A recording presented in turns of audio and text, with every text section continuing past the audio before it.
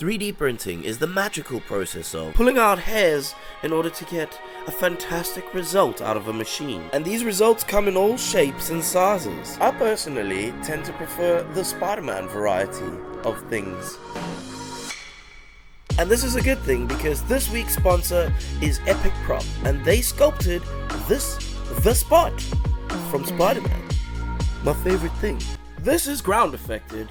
My name is your dad, and welcome to watching videos while you're on the toilet. In this video, I'm going to take you through the process that I went through painting this statue, and hopefully this will give you some insight and maybe even some tips or tricks. If you like the video, make sure to leave a like at the end. You could leave it now if you want, preemptively, because I'm pretty sure you will probably like it. And if you don't, there will be instructions for that circumstance at the end of the video. Now let's just get into painting the Spot. Once I have the model printed and I've cleaned it out with alcohol and made sure that everything is cured, I've sanded everything smooth as possible, and it's time to start working on the model. And for this model, the first thing I did was I painted everything with Corax White from Citadel. This was going to be my base tone because the character is mainly white. But in order to make sure he wasn't just a plain white character, I sprayed some darker colors from the bottom. Namely, I started with a bluish grey. This is going to change later, and we'll get around to that. Working on the rest of the model, there is almost like a diorama with this model. It's not just a model standing on a base, it kind of has a diorama, and on that diorama, there is a fire hydrant. I sprayed everything black to start off with first, and then I started working my way up with brighter and brighter reds, starting from a darker red and working to a light, really bright red at the end. I kind of built up the highlights on it. Once I was done with the highlights, I went back in with a wash which was going to darken up some recesses, and I only painted that around some recesses.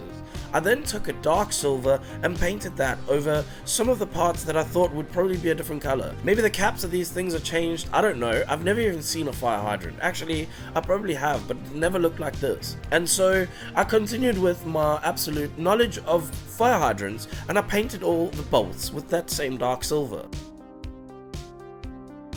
And since I had dark silver already out, I felt like painting the drain pipe with dark silver would just go really well. And to do that, I just overbrushed that over everything. It's kind of like a dry brush, but with a slightly wetter brush than a dry brush. Even though dry brushing is still kind of wet, but let's not get into that. I also used some Typhus Corrosion, and I spattered that all over in many different ways. I flicked the brush, I smacked the brush, I dabbed the brush, but whatever works for you. Just if you want to get it to look a little bit old and corroded, then spatter it around. I used also some green, which is essentially quite a transparent color. It's not that transparent, but when it dries, it's quite dark, so it kind of goes well with this specific look that I'm going for. And I painted that into all the kind of like mucky areas to kind of simulate moss. I also highlighted some edges with a little bit of a brighter silver too. On the base, before I started masking everything, what I did was I painted a nice, lovely, shiny varnish over that black hole. This is going to come back to bite me in the arse later, and I will explain why. Working on the bricks, I started out with a dry brush to create some texture. I just wanted to make sure that it wasn't just a smooth black that I was starting on. Then I took the same brown, which is a color of brick, I think, and I sprayed that mostly from the top angle all over the bricks, basically. I also used a lighter brown in some of the corners. The way that I do this is there is no real reason why I do it. I just spray from an angle, and I make sure that there is a gradient from dark to light. This video was sponsored by Epic Prop. They are a Patreon who create sculpts just like the one you see in this video. They have tiers starting from just £7 a month, where you will receive the model that they sculpt that month. The models are mostly based around nostalgic and comic-y, nerdy kind of things. So it's just the kind of stuff that I personally like myself. So if you see this model and you're interested in making this one, or you're interested in what they might have made in the past or in the future, then go and check out the link in the description for Epic Prop's Patreon. I'd like to say thank you to Epic Prop for sponsoring this video and supporting artists in the content creation field. And now back to regular broadcasting. On the brick, I wanted to actually spray paint like it looked like graffiti artists have been there, and so this is kind of how I did it. I didn't record much of that. I don't know why. I was panicking when I did it, and then I didn't record it during my mild panic. So you can kind of see what I did roughly.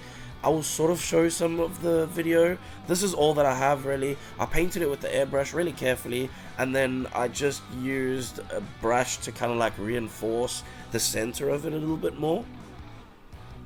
I also used some black to go back over because I felt like it couldn't all be these bright colorful colors. So I used a transparent fluorescent magical paint over the top of the one, and this is just to make it look like it was painted with neon colors or something. Using this in a very diluted fashion means I can kind of like build up, so it makes it like dark and light in areas as well. I then dry brushed all the edges of the bricks using quite a bright, not white, but like off-white, let's say. It's technically one of the skin tones, but it is pretty much white, but not white. I then went back into the bricks with some washes, and I just kind of like washed a couple of random ones here and there. And I took this dusty color and I painted that all over all the cement that's in between all the bricks. And this is where we get to the first large error. Actually, technically the second error. But as you can see, that masking, I had obviously not left this long enough to dry to put that masking on. And because of that, I had to pay for my errors. And the pay for that was in the form of just repainting that black again so it didn't have stupid lines across it. I also glued in the pipe at this point, and I airbrushed some washes kind of behind it a little bit just to give it some depth. Then using dark grays, I dry brushed the living daylights out of the cement and the road. The road not so much because you needed to stay black, because otherwise that would be weird if you had a grey road. Although I have seen grey roads, and now that I think about it, looking outside, the road is kind of grey. I made mine black, and I made the pavement grey because that's the color of pavement. I also used bronze around the rim to paint the rim so that it wasn't just a boring black rim. There is a newspaper on the floor in this scene, and I did think about maybe just printing out some of these and just sticking them on, and so it would look a little bit more realistic. But I wanted to stay true to the sculpt and use what the artist had made, so that at least if you were doing this and you didn't have a printer, for example, you could still actually produce the same model or the same look, just as long as you follow most of the steps, even if it makes no sense. By the way, I used a panel liner on the inside at first. It wasn't dark enough. I then used black and very carefully painted the blacks. I then used the white and dry brushed over the top. I took my airbrush and I sprayed Reikland Flesh Shade from the shadows to give it an old look.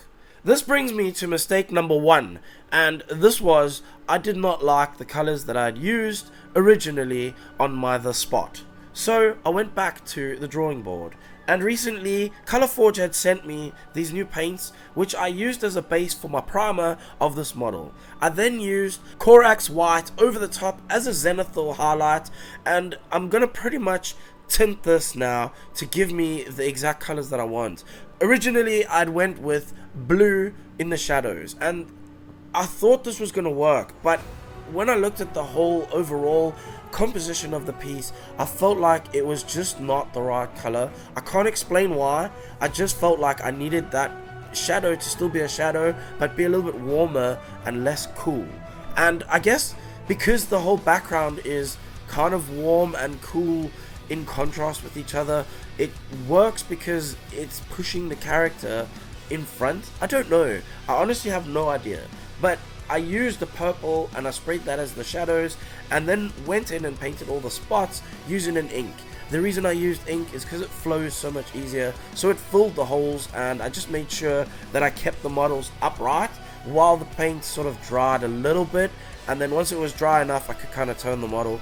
Also, ink doesn't rub off like paint does, by the way. And with that information, that's where I called this model done.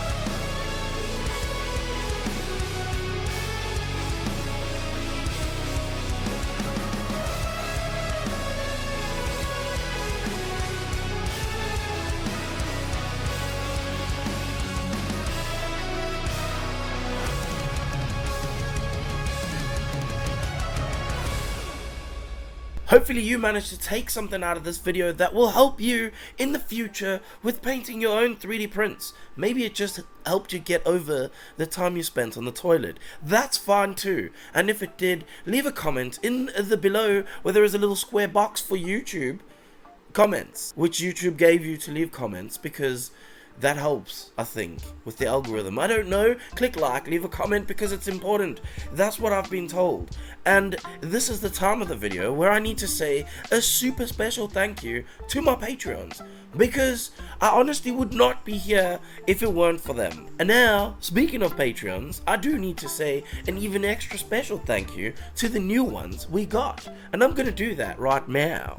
Oculus Quest, Tim Haisler, Vonnie, and Richard Basila.